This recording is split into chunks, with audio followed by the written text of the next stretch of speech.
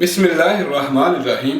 अस्सलामु अलैकुम वरहमतुल्लाहि वबरकातुहू। नाज़रीन मोहतरम, आज मुझे किसी ने वीडियो भेजी और मसीही ने, और एक पोस्ट थी, एक वीडियो थी उन्होंने भेजी। वो एतराज़ किया रसूलुल्लाह सल्लल्लाहु अलैहि वसल्लम की ज़ात पर, और उन्होंने जनाब ये जो है ना हवाला दिया तारीख़ तबरी के हवाले से और तबक़ात इब्न साद के हवाले से।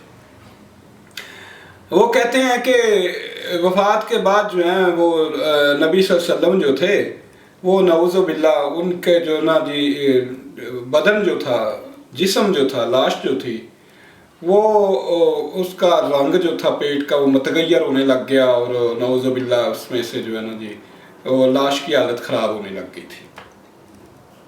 अच्छा, बात क्या असल में ये है कि जो इनकी मुक़द्दस बाइबल है, जो इनकी अनाजील हैं, उन अनाजील में जो हज़रत मसीह इब्ने मरियम की मौत का अहवाल इन्होंने बयान किया हुआ है, वो ऐसा शख्स जिसे निशान इबरत बनाया गया, जिसके मुंह पे थूका गया, जिसके मुंह पे थप्पड़ मारे गए, मुक्के मारे गए, जिसके मुंह पे मुक्के मारे गए उसके मुंह के ऊपर थूका जाता है और उसके साथ ठट्ठे किए जाते हैं, मजाक किया जाता है, और एक निशान इबरत बना के जिस पे उन्हें मसलूब किया जाता है, वो भी लक्कड़ भी वो खुद उठा के ले जाते हैं। उसके बाद जनाब उन्हें बेयारो मददगार जो है वो उनकी एक मौत होती है।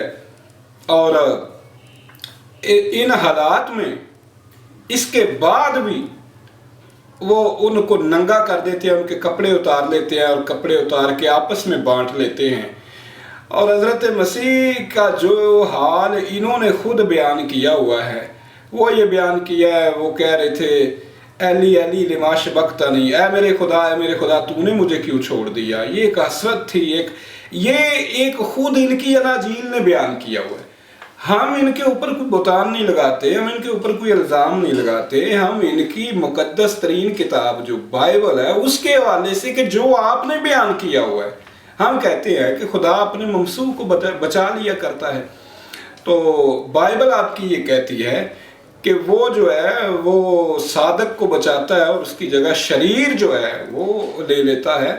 तो ये आपकी बाइबल कह रही है। और जो उनके हालात आपने बयान किए हैं, उनके दोस्त अहबाब, उनके जो थे शागिर्द, 12 ख़ास शागिर्द जो थे, उनमें से एक यहूदा इस्करियोती, उसने 30 सिक्कों में हज़रत मसीह की मुखबरी की और पकड़वाया, और बाकी जो थे वो जनाब उनको छोड़ के बेयारो मददगार छोड़कर भाग गए। एक शागिर्द जो था वो लेटा हुआ था, चादर, ज़माना कदीम था, आपको पता है कपड़ों की कमी हुआ करती थी, एक ही कपड़ा था वो उसने अपने ऊपर लिया हुआ था, सोया हुआ था। जब उन्होंने कपड़ा खींचा तो वो कपड़ा छोड़ के नंगा ही भाग गया, सारे छोड़ के भाग गया। इन्हें बेयारो मददगार जो है उन्हें मसलूब किया गया और लोग तमाशा देख रहे हैं दूर से। उनकी माँ जो है वालदा, उसका इन्होंने हाल ये बयान किया हुआ है कि वो लाश तक लेने नहीं आती, दफनाने तक नहीं आती, कोई उसका, ये तो मैंने सवाल कायम किया हुआ है।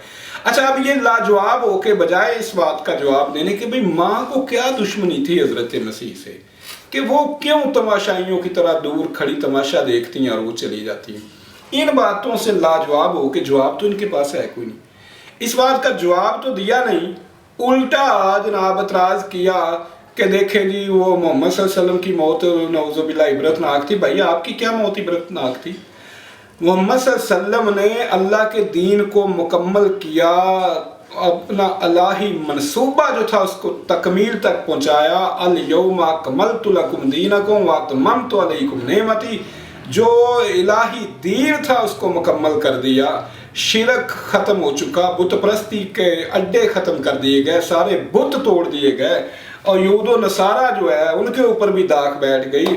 और आप पर तो 86 हमले किए गए आपको कत्ल करने के लिए। हमेशा ये दुश्मन जो है वो नाकाम रहे हैं। और आपकी जो वफ़ात हुई है वो तो आप अपना दीन का काम मुकम्मल अकमलियत दीन का ऐलान कर चुके, उसके बाद आपकी जो वफ़ात हुई है और आपकी वफ़ात का सारा अहवाल सही अहादीस में मौजूद है।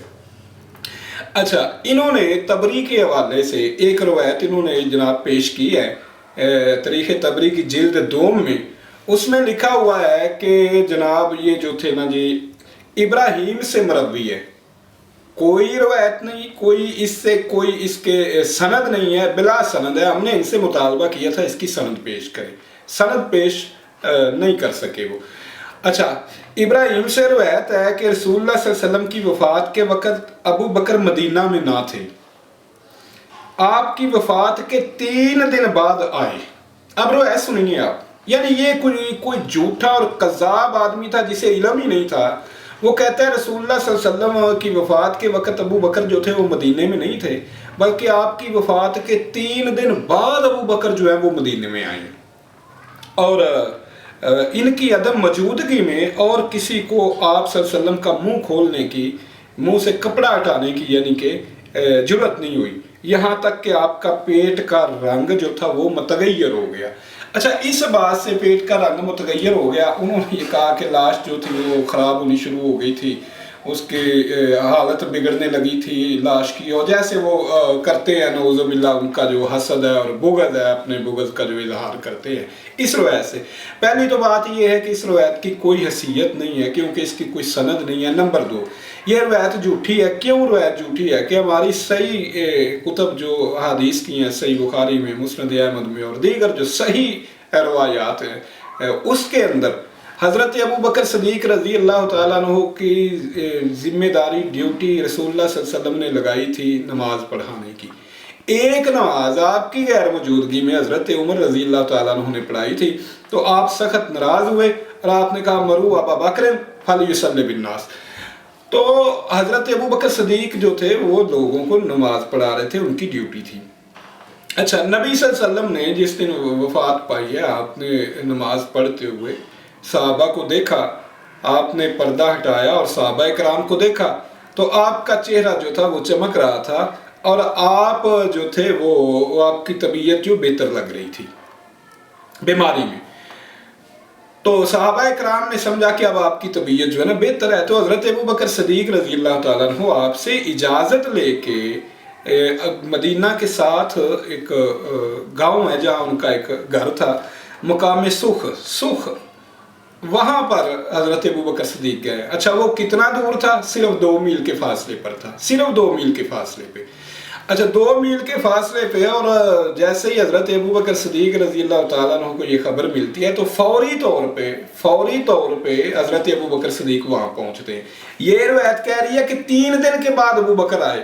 اس جاہل کو اتنا ہی پتہ نہیں ہے کہ رسول اللہ صلی اللہ علیہ وسلم سوموار کو آپ کی وفات ہوئی ہے، اور سوموار، منگل اور بدھ والے دن جو ہے وہ آپ کی تدفین ہو چکی، یعنی تیسرے دن تو آپ کی تدفین ہو چکی ہے.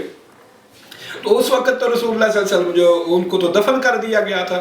تو یہ روایت جھوٹی ہے کیونکہ صحیح روایات جو ہے وہ ہمارے پاس موجود ہیں، صحیح بخاری میں، حدیث کی دیگر کتب میں. تو اس کی نہ تو کوئی سند ہے، یہ گڑی ہوئی ہے ایسے لوگوں کی. جیسے اب میں ان سے پوچھتا ہوں، ایک دوسری طبقات ابن سعد اہل علم جانتے ہیں کہ طبقات ابن سعد جو ہے وہ ایک زمانے میں وہ نایاب ہو گئی تھی، اور طبقات ابن سعد جو ہے وہ دنیا میں کہیں موجود نہ رہی، نایاب ہو گئی. اس کا ایک کلمی نسخہ جو تھا، وہ کلمی نسخہ جو ہے وہ جناب فرانسیسیوں کو ملا، ان کے پاس تھا. انہوں نے اس کی اسکریننگ کر کے بڑی محنت کر کے اس کو شائع کیا. تو اول تو یہ کتاب ان کی شائع کردہ ہے، ان کے ہاتھ میں، انہوں نے اس کے ساتھ کیا کیا، اس لیے بھی وہ قابل اعتبار نہیں ہے. پھر طبقات ابن سعد کے ساتھ اگر یہ معاملہ پیش نہ بھی آتا تو طبقات ابن سعد کی جو زیادہ تر روایات ہیں وہ لی گئی ہیں ابو مخنف سے، کلبی سے، واقدی سے. یہ ان کے راوی ہیں، اور یہ راوی مشہور ترین کذاب اور جھوٹے ہیں. ان کی روایات کی اہل اسلام میں کوئی حیثیت ہی نہیں ہے. اچھا، اس طرح کی باتیں انہوں نے بنائی. جو لوگ اسلام دشمن تھے نا، جو سبائی تھے، جو مسلمانوں میں ایک فتنہ برپا کرنا چاہ رہے تھے کہ انہوں نے دیکھیں جی ایک طرف نبی صلی اللہ علیہ وسلم جو کی لاش پڑی ہوئی تھی اور انہیں خلافت کی پڑی ہوئی تھی، یہ ان کی گڑی ہوئی باتیں ہیں. ہمارے نزدیک ان کی کوئی حیثیت نہیں ہے. میں ان صاحب سے پوچھتا ہوں کہ کیا آپ لوگ یہودیوں کی روایتوں پہ ایمان رکھتے ہیں، مان لیتے ہیں ان کو؟ اچھا اگر مان لیتے ہیں تو میں انہیں جناب مشورہ دیتا ہوں کہ وہ جناب پیٹر شیفر کی کتاب جو ہے نا جیزس ان تالمود، اس کا مطالعہ کریں، کیا خیال ہے؟ میں نہیں بتاتا اس میں کیا کیا لکھا ہے حضرت مسیح کے بارے میں تالمود میں صرف یہ پوچھتا ہوں کہ وہ آپ مان لیں گے؟ اچھا پھر میں انہیں مشورہ دیتا ہوں دا تالمود انماسکل، اس کتاب کا وہ مطالعہ کریں۔ تالمود میں حضرت مسیح ابن مریم کے بارے میں کیا کچھ کہا گیا ہے، کیا وہ مان لیں گے؟ ہم آپ کو کوئی ایسی بات منوانے کے لیے مجبور نہیں کرتے، ہم تو آپ کو آپ کی بائبل مقدس کے حوالے سے بیان کرتے ہیں کہ حضرت مسیح آپ تو انہیں خدا بنائے بیٹھے ہیں، خدا کا بیٹا بنائے بیٹھے ہیں۔ ہمارا اعتراض تو اس تناظر میں ہے کہ آپ انہیں خدا بنائے بیٹھے ہیں، خدا کا بیٹا بنائے بیٹھے ہیں، تو جناب پھر ان کا یہ عبرتناک اشر کیوں ہوا، یہ عبرتناک موت کیوں ہوئی، یہ ان کی لاش کے ساتھ اس طرح بدسلوکی کیوں کی گئی کہ اس کے بعد بھی بھالے مارے جاتے ہیں، ان کے کپڑے تک اتار کے انہیں ننگا کر دیا جاتا ہے؟ تو جناب اس کا کوئی جواب ہے تو اس کا جواب دیں۔ جو آپ جواب دے رہے ہیں یہ اس بات کا جواب نہیں ہے، اور یہ کوئی صحیح روایت نہیں۔ ہمارے یہاں صحیح روایت آپ لے کے آئیں سند، صحیح سند کے ساتھ، تو ضرور ہم قبول کریں گے۔ جہاں سے آپ لے کے آئے ہیں ہمارے نزدیک تو ان کی کوئی حیثیت ہی نہیں ہے، یہ مطلب ایک جس کی سند ہی کوئی نہیں ہے، تو ان باتوں کی کیا حیثیت ہے؟ یہ بالکل جھوٹی ہے۔ اچھا پھر ان کو اعتراض ہے کہ نبی صلی اللہ علیہ وسلم جو ہے نا وہ وفات پائی ہے تو 3 دن کے بعد کیوں دفن ہوئے ہیں؟ جناب یہ حضرت محمد الرسول اللہ ہیں، نبی الخاتم ہیں، خاتم النبیین ہیں، جن کی بائبل میں جنہیں موسیٰ کی مانند نبی کا قرار دیا گیا ہے۔ وہ نبی وہ حضرت مسیح نہیں ہے کہ جن کے 12 شاگرد ہیں اور 12 شاگرد بھی چھوڑ کر بھاگ گئے ہیں، اور ان کی عبرتناک موت کا حال دیکھ کے ماں بھی جو ہے وہ لاش لینے نہیں آتی ہے۔ تو یہ کوئی حضرت مسیح نہیں ہے، یہ محمد الرسول اللہ صلی اللہ علیہ وسلم ہیں، جو آخری خطبہ میں، خطبہ حجۃ الوداع میں غالباً 1.5 لاکھ کے قریب صحابہ موجود تھے، جن میں ہر رنگ کے، ہر نسل کے، ہر قوم کے، ہر ملک کے لوگ موجود تھے۔ حضرت صہیب ان کا تعلق روم سے تھا، ملک روم سے تھا۔ حضرت بلال ان کا تعلق حبشہ سے تھا۔ اس طرح بات یہ ہے کہ آپ کے صحابہ جو 1.5 لاکھ تو آخری حج میں موجود تھے، آخری خطبہ جو حجۃ الوداع کا ہوا، جب جو تکمیل دین کا اعلان ہوا تو اتنے لوگ تو وہاں موجود تھے۔ تو آپ کے جو پیروکار تھے ان کی تعداد جو ملکوں میں تھی اور بے شمار تھے، وہ سارے رسول اللہ صلی اللہ علیہ وسلم کی زیارت کے لیے تشریف لا رہے تھے، وہ آپ کے آخری دیدار کے لیے تشریف لا رہے تھے، اس لیے تاخیر ہوئی تھی۔ اور جس طرح کی باتیں آپ بنا رہے ہیں یہ بلا دلیل اور بلا سند باتیں ہیں۔